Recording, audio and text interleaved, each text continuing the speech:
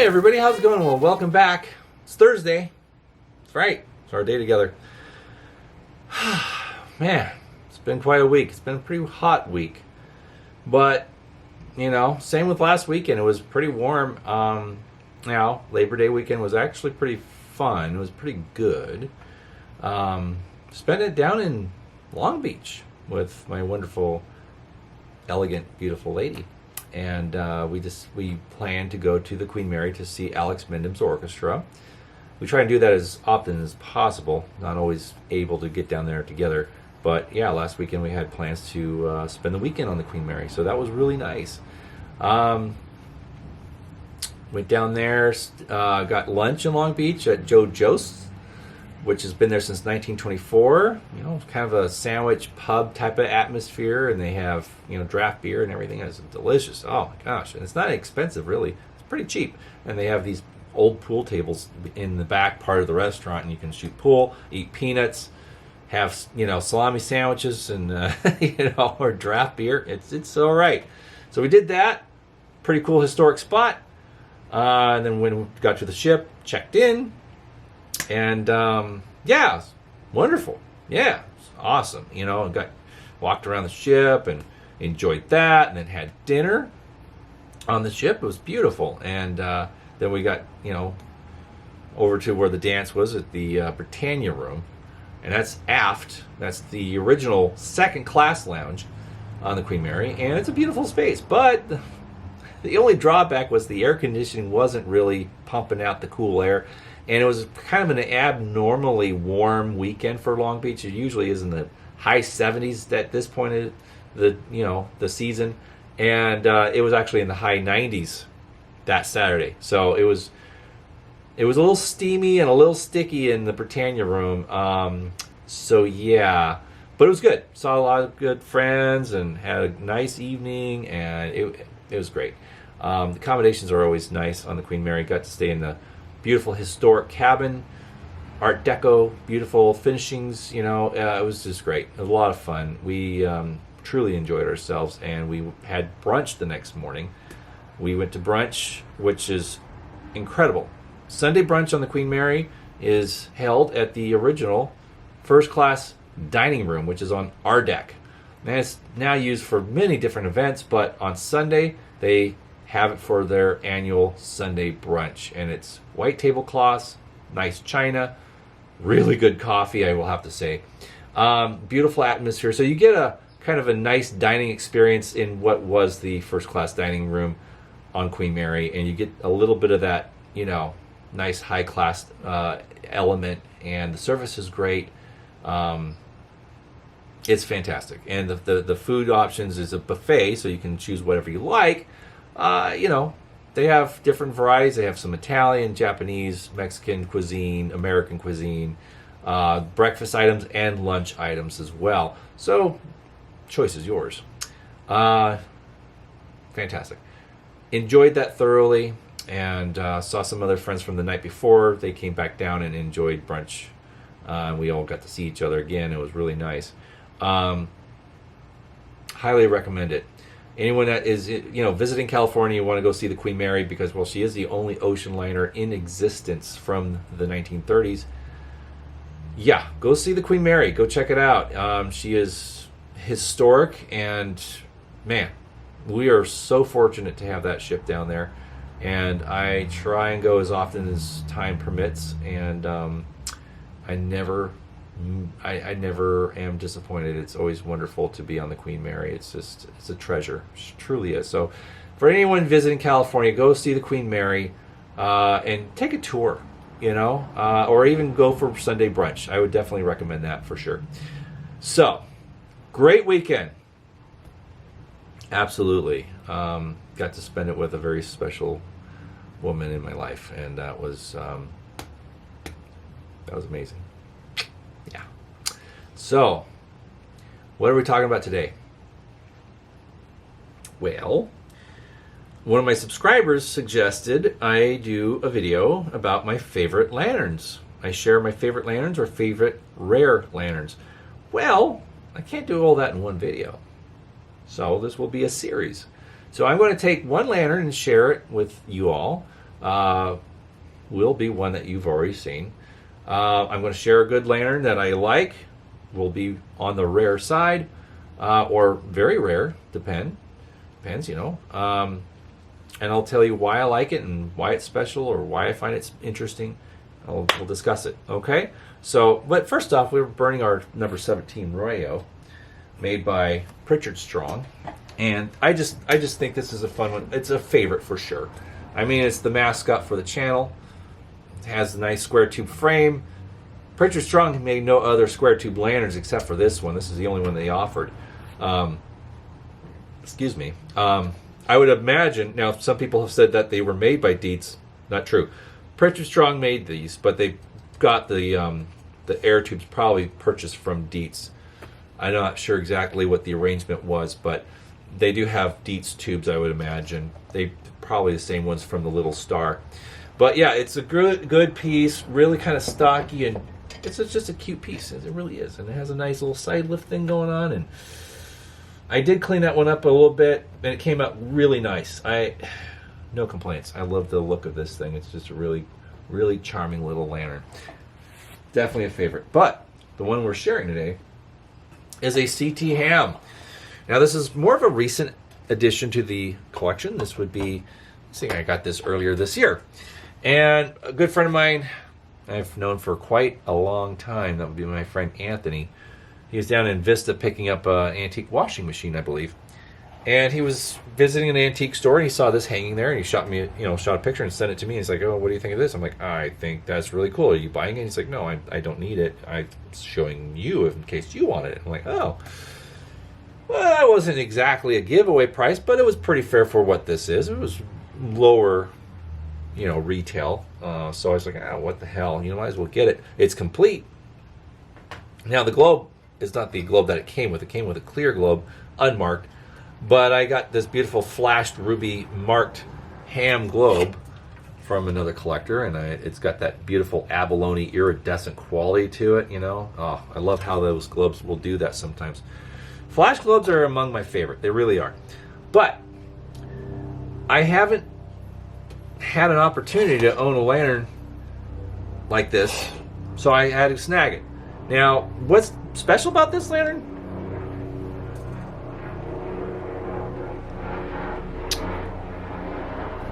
Just let that airplane fly over.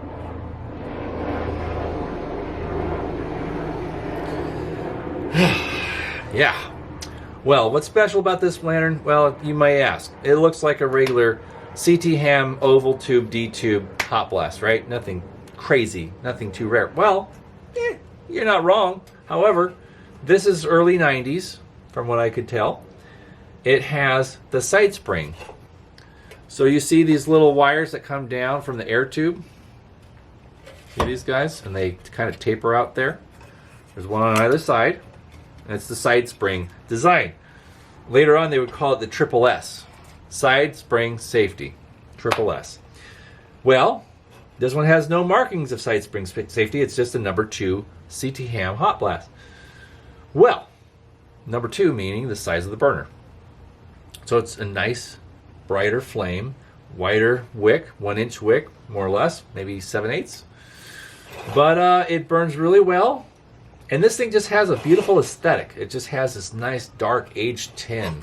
Look at this patina on this thing. It is just really nice. And you could tell it was repaired at one time. See the generous, chunky solder going on over here? That was obviously sanded down. So they really just slapped it on there and then sanded it down so it was smoother so it didn't look too ugly.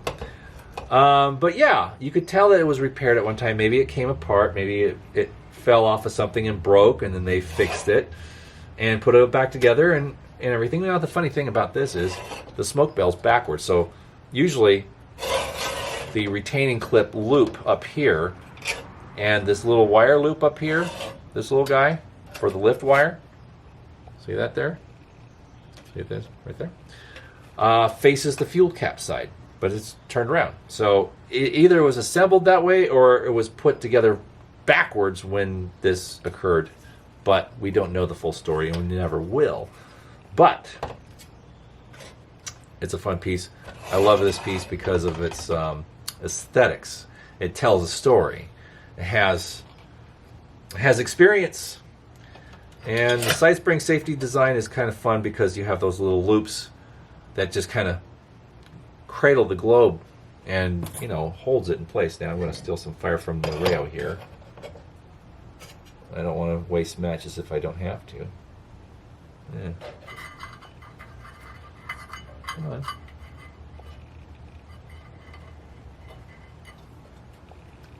There we go. All right, we got fire. Okay, so we just go like this, and now it's back down. I'll crank that up a bit. There you go. Now we got this guy going. Beautiful, right? Now, is this really a rare lantern? You ask. It's rarer. It's not exactly common. I mean, they're not growing on trees. They haven't made them in 130 plus years. Yeah, this one's from around the early 90s, I would suspect. This one doesn't have the two-piece soldered fount like most CT hams from the 90s. This one has the slightly earlier soldered in bottom. And yeah, so this one would definitely be more 93, 94 era to my understanding. But I like this one because it had the globe guards. Now, I once had, back in 23, I had a side spring like this, number 2 side spring ham, but it was missing the globe guards. So I knew finding those globe guards that are removable was going to be very tricky. And if I found them, they were going to be very expensive. So I sold the lantern. And that's fine. I liked it. It was great. I enjoyed it for a while, and then I sold it. But then my friend found this one. I'm like, ooh, it's complete. It's got the guards. And that's actually pretty rare. It's not easy to find these 1890 lanterns from CT Ham with these removable globe guards. It's just not. A lot of guys out there have these, but missing the globe guards. Now, I believe some are being reproduced by the Antique Lantern. Joe Bakanowski, I think he's making these again. So you can, you know, complete your CT Ham lanterns, because finding originals is just, I mean, come on, guys. You're finding scrap metal from 130 plus years ago. Think about it. So it's good that he's making these again, or, you know, making slip over or inside globe guards for CT Ham lanterns. They're not inexpensive, mind you. They're handcrafted, made after the original pattern, which is great. So they're authentic. But yeah, you get it. So the fact that this thing had the globe guards was definitely an appeal. And it's one of the reasons why I bought it. Because if it didn't have it, I'd be like, it's nice, you know, I'll pass. But I got it, and it was fine.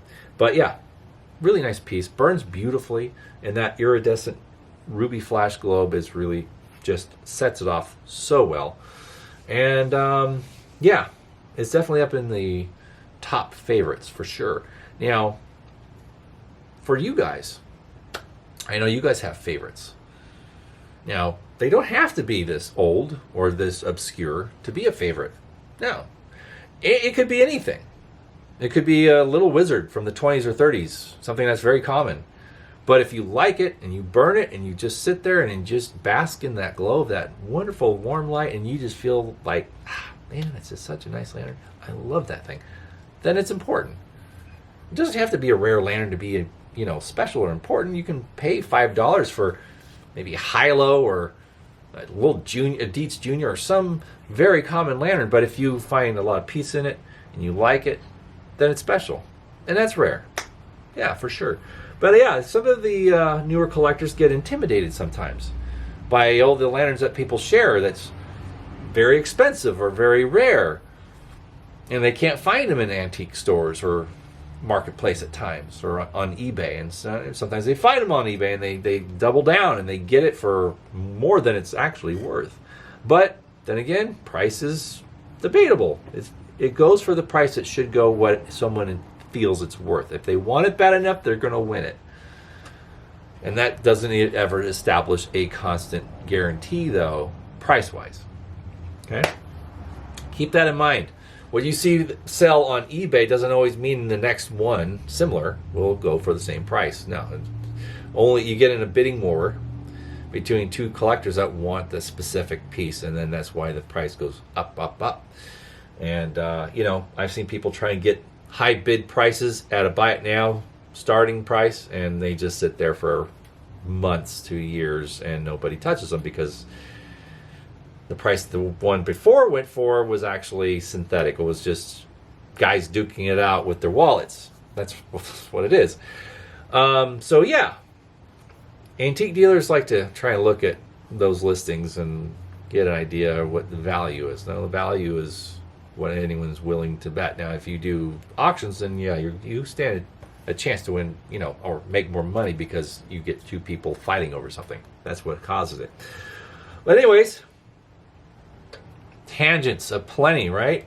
But yeah, this is definitely a favorite lantern. I love it because number 2, hot blasts are fun. They're nice. They create a lot of heat. But yeah, they don't smell as much as a cold blast because you have, a little less than half fresh air mingled with pre-combusted air cycling through, so you're not getting as much kerosene fumes as you would with a cold blast.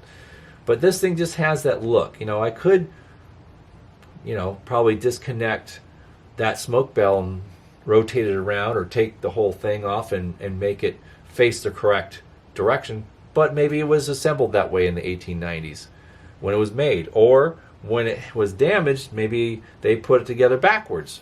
It's very possible by the original owner or somebody early on in its history. Should I correct it? I don't think so. It works just fine the way it is. Yeah, doesn't matter. I like it. This is the way I got it, and I think it's going to stay this way. But maybe some point I'll want to swap it around. I don't know. But it's very possible it was made on a Friday, and it was assembled backwards. But at any rate, it has a nice look, and that ruby globe just looks really, really killer in there, I think. And it burns beautifully, and it's just a nice, handsome old lit, piece. It is. So this would be definitely a favorite for you guys. I want to share that. It is a favorite, and it's on the rare side. It's not a most obscure lantern. Now, I have a few pieces that are definitely very obscure and very difficult to find. I've been very fortunate to find certain pieces that are hard to find, and I've had some help finding these pieces and acquiring these pieces from other collectors because, well, we've become friends. But yeah, I am very grateful for you guys coming here and sharing your time with me, and it's just fun stuff. But yeah, this would definitely be a favorite lantern, and next week we'll definitely share another lantern that I like equally so, or more, depends, but we'll share some fun rare stuff and why it's rare, and why collectors want it. But just remember, whatever your collection is like, don't compare it to mine or others. We all find things different times, and we find things that are unique. And that's what's great about this hobby, is that it doesn't matter who you are or how long you've collected. There's collectors out there that are just starting that come across some very rare and unique stuff. And they don't always know what they're looking at until they post a picture of it, and then everybody says, yeah, get that. We all give our support and our information freely. Yeah. And that's why it's a healthy hobby, because everyone is here to, help each other out. And it's something I've always noticed about the tubular lantern,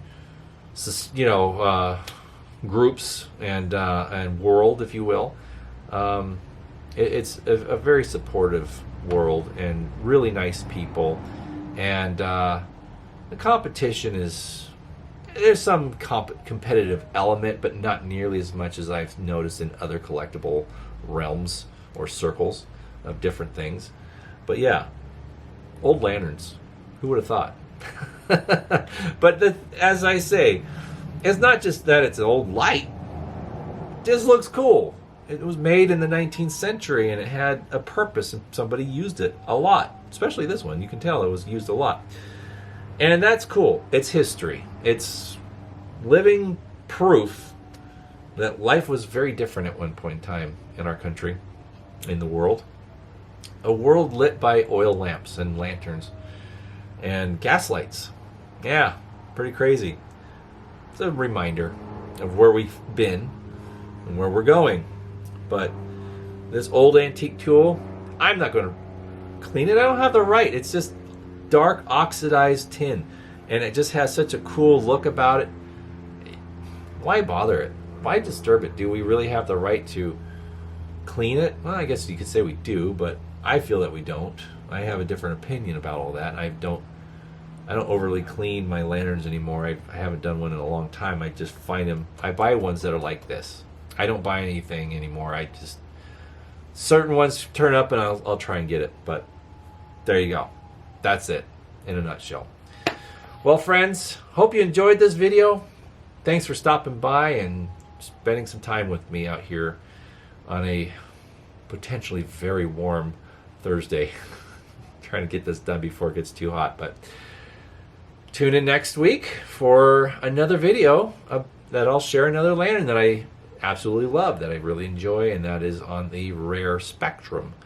And we'll keep on discussing and talking about fun old stuff and antique lighting here at the old number 17. That's right. Have a great weekend, guys, and we'll see you in a week's time. Bye-bye.